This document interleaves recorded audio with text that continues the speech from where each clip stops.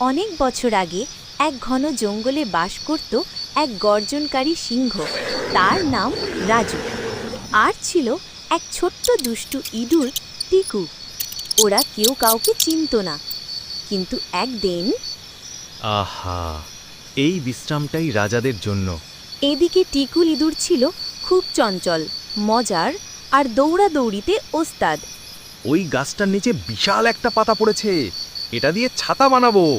টিকু দৌড়াতে দৌড়াতে সোজা গিয়ে পড়ল সিংহের গায়ে। কে কে আমার ঘুম ভাঙালো? ওহ, আমি টিকু, দয়া করে খেয়ে ফেলো না রাজামশাই।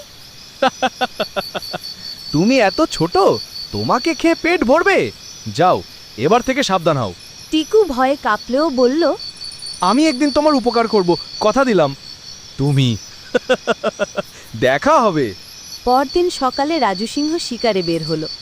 হঠাৎই পা পড়ল শিকারীদের ফাঁদে। সে গাছের ডালে ঝুলে পড়ল।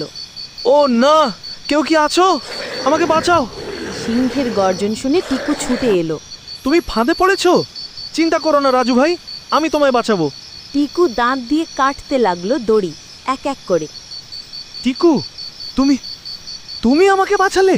আমি বলেছিলাম না কাজে আসবো। সেই দিন থেকে সিংহ আর ইঁদুর হয়ে গেল গাঢ় বন্ধু।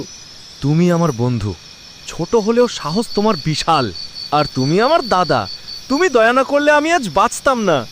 জঙ্গলের অন্য প্রাণীরাও দেখল বড় সিংহ আর ছোট্ট ইঁদুর একসাথে। সবাই শিখল, ওই ইঁদুরটা তো সত্যি সাহসী। বন্ধুত্বে গরু ছাগল বলে কিচ্ছু নেই। এই গল্প আমাদের শেখায় ভালোবাসা, বিশ্বাস আর সহানুভূতি থাকলে বড় ছোট কিছু যায় আসে না। বন্ধুত্বের আসল শক্তি মন থেকে আসে। বন্ধুত্ব মানে সব সময় পাশে থাকা।